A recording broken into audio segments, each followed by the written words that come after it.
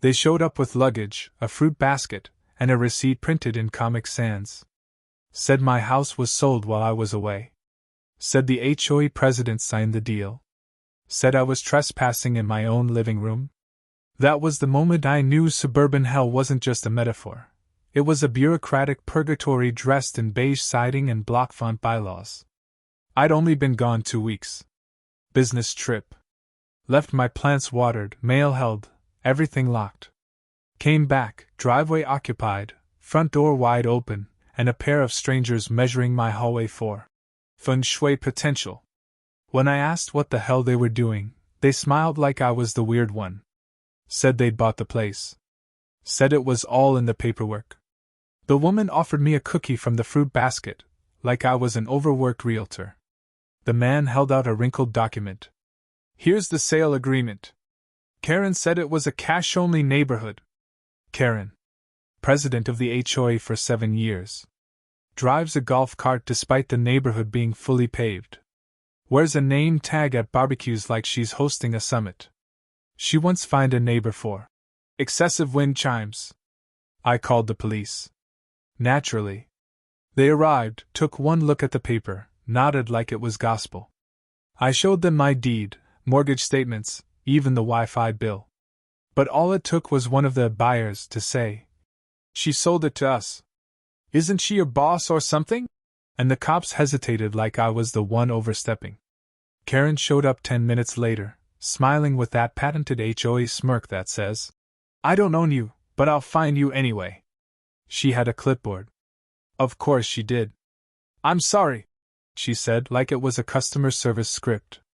"The property was flagged as abandoned. Our bylaws allow for discretionary sale in cases of property neglect." Neglect? I had mulch delivered 3 days before I left. Karen cited Section 14, Paragraph 2 of the HOA Charter. No one, to this day, knows what that section actually says. The charter's written in Comic Sans too. By this point, the buyers were taking selfies in the kitchen. My fridge still had leftovers. The guy took a bottle of water and said, "Wow, fully stocked." I was losing my house to 2 strangers and a fruit basket while everyone pretended this was normal. The HOA had issued 3 citations in my absence. Overgrown front hedges. Failure to inform of travel beyond 72 hours. Violation of neighborhood aesthetic continuity. Due to non-regulation doorbell chime. I hadn't even known that was a thing. Karen said she tried to reach me. Left a note under a rock near my trash bins. A courtesy notification. It took legal documents and a 40-minute call with my mortgage company to convince the police that this sale wasn't valid. But they wouldn't remove the buyers. Claimed it was a civil matter. A civil matter. Like a hangnail. The couple refused to leave, claimed they'd put down a deposit. Their proof? A check made out to Karen H. In the memo line. House thing. My lawyer nearly popped a vein. Turns out, the sale hadn't gone through any licensed agent, title company, or, reality. Karen had written up a fake purchase agreement using a template from sellahousefast.biz. When we pulled the metadata, it showed Karen edited the document at 2:13 a.m. the night before the buyers arrived. Karen told the cops she had a gut instinct that the home would be better off with a younger, more HOA-compliant family. That's when I realized it wasn't a misunderstanding. It was a hit. A neighbor, Dave, who walks his cat like it's a dog, said he saw Karen entering my backyard twice while I was away. Once with a measuring tape. Once with a toolbox. Another neighbor claimed he heard Karen referring to me as a security risk. Because I owned solar panels. This wasn't fraud. It was suburban warfare. Karen had been slowly staging a takeover, firing warning shots in the form of increasingly ridiculous citations. I'd received one last year for patio furniture excessive in color palette. She'd fined me $75 for my mailbox not being HOA gray. When I painted it beige, she fined me for unauthorized beige. All the signs were there. I just hadn't seen it. The buyers, who, it turns out, were Karen's cousins from Florida, insisted they were victims too. Said they'd been promised priority listing access by Karen in exchange for family pricing. They genuinely believed they were moving in. Had a moving truck on standby with matching patio chairs. Karen said they were part of her pilot program for neighborhood revitalization. When asked to clarify, she said, "Some properties simply need a new energy." What she meant was, she hated my welcome mat. At that point, I stopped playing nice. I locked the doors, called my lawyer, and filed a formal complaint with the city. Karen responded by delivering a handwritten letter that said, "Due to your uncooperative demeanor and hostile attitude toward communal harmony, the HOA hereby suspends your house's status as habitable." That's not a real thing. But she stamped it with what looked like a glitter glue seal and slid it under my door like it was the Constitution. I started documenting everything. Every letter. Every quote. Every weird little threat disguised as concern. The final straw came when I caught Karen trying to show the house again, to a couple holding an iced latte and a Zillow printout. That's when I called in a friend from local media. A podcaster. Her name was Janice Frisk. She hosted a small-time investigative series called Cul-de-sac Crimes, True Tales of Middle-Class Madness. And once Janice got involved, things got spicy. What started as a neighbor dispute was about to become a full-blown suburban exposé. Karen claimed she had legal authority through something called emergency aesthetic intervention, which, spoiler, doesn't exist anywhere outside her clipboard. But she said it with the confidence of someone who once fined a family for having mismatched mulch. By the end of the week, I'd received 12 more HOA citations. My fence was allegedly too vertical. My doormat had aggressive font energy. And apparently my trash bins lacked soul. Karen escalated fast. She issued a neighborhood email blast stating that my home had been officially relinquished due to prolonged dereliction, which made it sound like I abandoned a haunted hospital. She referred to me as the prior occupant, and included a photoshopped image of my house with a for sale banner crudely pasted over the garage. One citation accused me of harboring unregistered emotional support furniture. I asked what that meant. She said, "That couch doesn't match the drapes. It's disruptive." The buyers, her cousins, who we now knew were named Travis and Kayla, hadn't left. They moved their things into the guest bedroom and installed a "Welcome Home" sign in the front yard. I woke up one morning and they were hosting a grill out on my patio. When I confronted them, they said they'd already told all their friends they bought a house in a nice HOA community and couldn't turn back now. Travis said, "Technically, this is more your problem than ours." Karen started sending people to inspect my property. By people, I mean teenagers from the neighborhood who walked around with clipboards and took photos of my grass like it was a crime scene. One of them asked me if my front stoop had been certified for public cohesion. I asked Karen if this was some sort of prank. She smiled and said, "Civic stewardship isn't a prank, dear." I called another HOA meeting to formally dispute her actions. Karen held it without me. She said I failed to RSVP. She claimed a majority of the board, 3 people, all of them somehow related to Karen, voted to rezone my property as temporary communal leasing space. According to the new bylaw, she added, Section 18, Emergency Redistribution Clause. If a property was considered spiritually abandoned, the HOA had the right to repurpose it for community benefit. She then tried to turn my garage into an arts and crafts resource center. That's when I lawyered up. The legal team found Karen had created a fake nonprofit called Homeowners for Elevated Togetherness, with my house listed as its headquarters. She'd applied for a tax break claiming the property was being used for public good. It was now registered as a youth meditation center. There were flyers. When I reached out to the city planning office, the clerk sighed and said, "Let me guess. Karen with the clipboard?" Turns out, mine wasn't the first home she tried this with. Another neighbor, Greg, had gone on a weekend camping trip and returned to find temporary renters testing shower pressure in his master bathroom. Greg moved. Sold his house to an LLC the same week. When I looked into it, the LLC was owned by someone named K. Harmony. Karen. Again. I launched a public complaint. But Karen was ready. She posted a public video on the HOA's outdated website, wearing a blazer and speaking from her porch like she was announcing a Senate run. She accused me of undermining community values, possessing anti-cohesive architecture, and being hostile to harmonious living. She ended the video by saying, "Some people want homes. Others want houses. You tell me which one deserves to stay." The comments were turned off. That's when Janice Frisk released the first episode of Cul-de-sac Crimes. It was called Fruit Basket of Lies. Janice had everything. The fake deed. The emails between Karen and her cousins. A screen recording of Karen editing the fake purchase contract at 2:13 a.m. titled, Karen_master contract_final.docs. Janice also got a voice memo Karen sent to Kayla that said, "Once you're in, just act like you live there. Most people fold when they hear legal words like municipal clause or structure code compliance." Karen had a playbook. And she'd used it before. Janice dug up footage from a security cam 3 streets over. Karen had previously entered another home while the owner was on vacation, put a "for lease by HOA" sign in the yard, and showed the house to a pair of yoga instructors from New Mexico.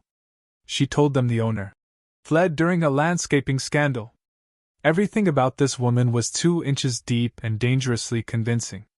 By episode 3, people were sending Janice anonymous tips. One HOA board member quit mid-season and confessed he never actually read the bylaws. He just signed whatever Karen put in front of him. The board member was Karen's nephew. He claimed he was promised a Vespa if he voted her way. Then came the public backlash. Karen's video got re-uploaded to TikTok and went viral under the hashtag #Culdescam. Thousands of people flooded the HOA email inbox with GIFs, memes, and quotes like, "Possessing anti-cohesive architecture? Girl, what?"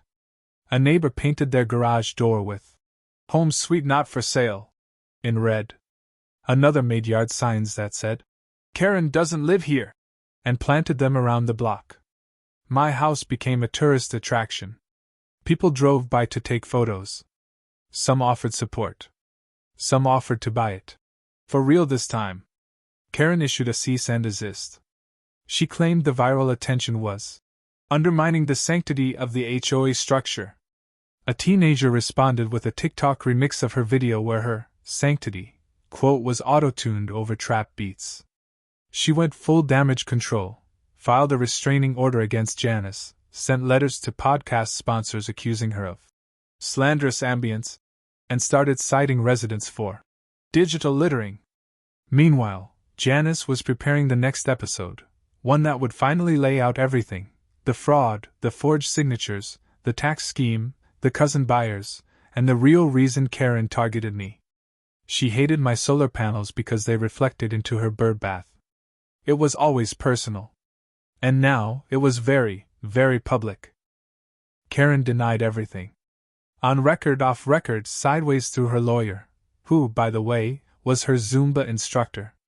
She claimed the documents were drafts, the cousin buyers were victims of miscommunication, and that she herself had been manipulated by an anonymous cyber hoaxer, known only as the Deed Phantom.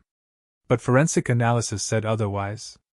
Janice got her hands on digital footprints. The fake deed originated from Karen's IP address, created with an unlicensed copy of DocaForge Pro, a shady software previously flagged in several online scams involving car titles and horse breeding certificates. The metadata didn't lie. The timestamps matched exactly when Karen's Wi-Fi router logged activity. She even named the file real_official_deed_final_final_use_this_one. At that point, even Karen's own HOA board started to squirm. Not out of guilt, but because her antics were starting to cost them real money. Insurance pulled coverage, legal notices began piling up, and a group of homeowners banded together in a class action suit after discovering similar discrepancies with past HOA-led infractions. Turns out Karen had been running a quiet side hustle for years, fabricating citations, charging resolution fees, and pocketing the payments through a PayPal account under the name K.Harmony Solutions. One of her greatest hits. A $300 fine for possessing a mailbox that evokes excessive whimsy.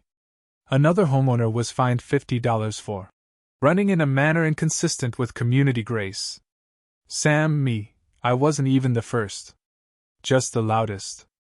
But here's where it really spiraled. Security footage from inside my own house, recorded after the cousin buyers moved in, showed Karen entering through the back door with a set of keys she never should have had. She walked straight into the living room, examined the curtain rods, then began placing neon post-it notes on various items. Keep, donate, burn. She was staging my home. In another clip, she opens my fridge, takes out a bottle of lemon Perrier, and says, "We'll definitely need to cleanse this place." The footage made the podcast. Janice titled that episode Gatorade, Gaslighting, and Grand Theft Real Estate. That's when the city got involved. Karen was officially served with a cease and desist order. Instead of backing down, she doubled down, holding an emergency HOA live stream titled "The Truth Behind the Fruit Basket," where she claimed she was actually the victim of identity theft. She wore sunglasses and a hoodie indoors and referred to herself in the third person. Quote, "Karen H. is a woman of vision. Karen H. fights for orderly sidewalks. Karen H. does not commit property crimes. Karen H. is a patriot." Comments were disabled. Again. The next morning, she posted signs all over the neighborhood warning residents not to speak to outside agitators or documentary saboteurs. She accused Janice of being a paid actor and claimed the entire podcast was deep HOA propaganda. But the final nail wasn't Karen's video meltdown or the HOA's crumbling credibility. It was the testimony of her own cousin, Travis. In a desperate move to save himself, he turned whistleblower. He sent Janice a voice memo explaining everything: how Karen had promised them the house if they just played along, how she'd said no one would challenge her because paperwork scares people, and how she forged notary stamps using hot glue and an old Girl Scout badge press. Travis confessed they never intended to buy a house. They were in debt, couch surfing, and Karen offered them a low-risk opportunity with passive income. He said, "She told us if we acted confident, everyone would assume we were legit. I mean, she gave us a fruit basket. That's psychological warfare, right?" That audio hit the podcast like a grenade. Karen was arrested within 72 hours. Charged with real estate fraud, forgery, impersonation of a licensed notary, unauthorized property entry, tax evasion, and unlawful citation issuance. Also, misuse of HOA funds for personal gain, including charging the HOA for a home office, which turned out to be a margarita machine labeled Compliance Hub. She went quietly. No last stand, no final speech. Just a sour look and a tight bun. In court, she represented herself. Of course she did. Her defense was chaos and bullet points. She claimed the HOA granted her emergency authority under social contract law, argued that my house emanated abandonment, and stated the post-it notes weren't staging tags but spiritual placeholders for harmony. She showed the court a homemade PowerPoint titled Urban Serenity, a Karenifesto. It included graphs with labels like homeowner energy levels and curb appeal vibes per capita. The judge, visibly trying not to laugh, asked her to clarify what emotional squatting meant. She said, "When a person hoards their house without community alignment, that house becomes emotionally empty, and thus claimable. No jury needed." The judge declared her behavior so far beyond the scope of suburban governance it approaches performance art. Conviction: guilty on all counts. Sentence: 18 months in prison and mandatory psychological evaluation. But here's the kicker: Karen thrived in prison. Within 3 months, she started running a cell block aesthetics committee. She was cited in a Vice article for transforming her wing's recreation room into a neutral-toned harmony space. She now gives TEDx talks via video from federal prison. Her most watched lecture is titled Micro-Tyranny: Harnessing Petty Power for Community Control. She has a book deal. Working title: Manifest Curb Destiny. As for me, I got my house back. The locks were changed, the furniture sanitized, and the cousin buyers forced to pay for the damages, though Kayla did leave behind a scented candle labeled New Beginnings. My lawyer says I have grounds for a massive civil suit. But honestly, I'm just happy Karen's HOA fiefdom finally fell. They dissolved the board. Every citation she ever wrote was retroactively nullified. The HOA website was archived as a digital cautionary tale. And the fruit basket? Still sitting on the counter untouched. Like a monument to the world's most ridiculous hostile takeover. Karen's downfall wasn't quiet. It was symphonic. The kind of collapse that echoed through neighborhood group chats, HOA Facebook pages, and the local news like a warning siren dressed in pastels. The day after her sentencing, the HOA inbox was flooded with messages from residents demanding every citation ever issued be reviewed. One homeowner sent a spreadsheet titled, Karen's Reign of Petty Terror, listing 46 fines, 17 of which were for excessive festivity during Christmas. Another filed for emotional damages over a 10-month war about a flamingo lawn ornament. The HOA board, stripped of its figurehead and buried under evidence, voted to dissolve within a week. Not out of moral obligation, but because their insurance provider dropped them and the city revoked their operating license. Residents formed a new neighborhood group called the Cul-de-sac Cooperative. No bylaws. No fines. Just a shared compost bin and an unspoken agreement not to weaponize mailboxes or garden decor. My mailbox now reads, 100% not for sale. I had it engraved in metal, bolted it down, and covered it in anti-Karen graffiti. A local artist painted the phrase, "Curb appeal these nuts," across the side. I declined the reality show offers. One network wanted to call it HOA Hell, the house that refused to sell. Another suggested a docudrama casting Jennifer Coolidge as Karen and Pedro Pascal as me. Tempting, but no. Instead, I helped Janice expand her podcast. Cul-de-sac Crimes became a sleeper hit. Episode downloads tripled. Karen's story was adapted into a 2-part season finale called The Curb Wars. Listeners sent in their own HOA horror stories. One woman in Arizona had a neighbor fined for having confrontational succulents. A man in Ohio was cited because his porch swing moved with too much aggression.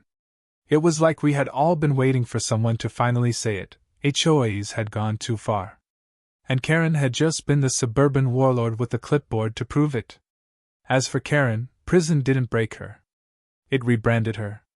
Within 6 weeks, she had organized her unit into a Harmony Council. She restructured the cafeteria seating by energy zones, taught courses on spatial influence, and began hosting seminars titled From Citations to Self-Empowerment. Her TEDx talk, beamed in via recorded VHS, opened with the line, "Some people see walls. I see boundaries that need beautifying." It has 2.3 million views. A publisher picked her up. Her memoir, Manifest Curb Destiny: How I Brought Order to Chaos One Lawn at a Time, is already a number 3 bestseller in the unsolicited advice category.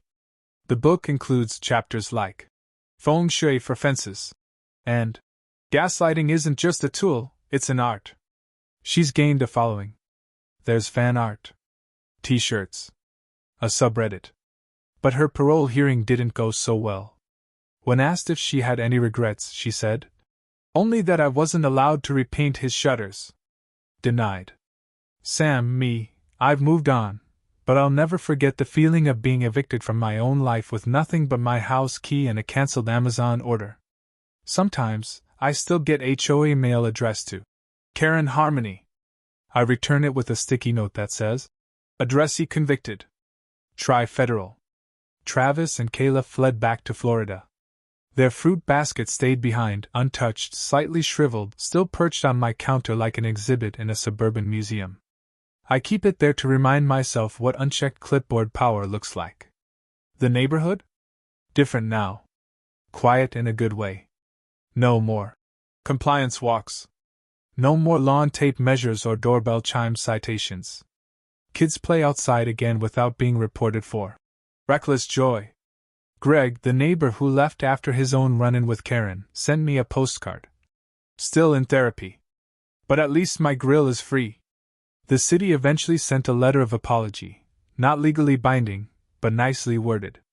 They admitted their officers had no training on how to handle HOA-based property fraud, especially ones that involved homemade documents and glitter seals.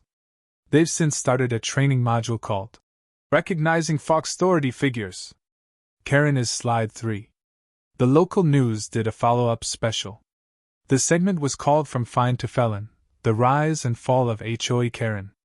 They interviewed residents, played snippets of Janice' podcast, and showed a dramatization of the fruit basket delivery set to ominous piano music. People still drive by the house to take pictures. A couple left a thank you card on my porch that said, "Thanks for exposing the real HOA horror. You saved our marriage." Weird but appreciated.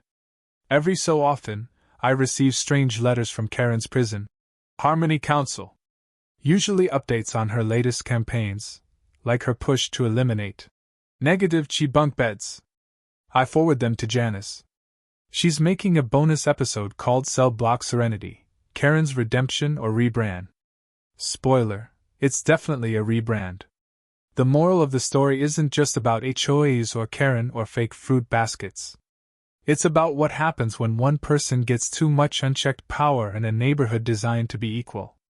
Karen didn't sell my house. She sold the illusion that order equals peace. That citations mean authority. That silence means consent. But when she opened my front door without permission, she didn't just cross a line, she erased it. And now, she's living on the other side of a much bigger fence. As for me? My lawn's a little overgrown. My chairs don't match. My doorbell plays Bohemian Rhapsody. And it's never been more perfect.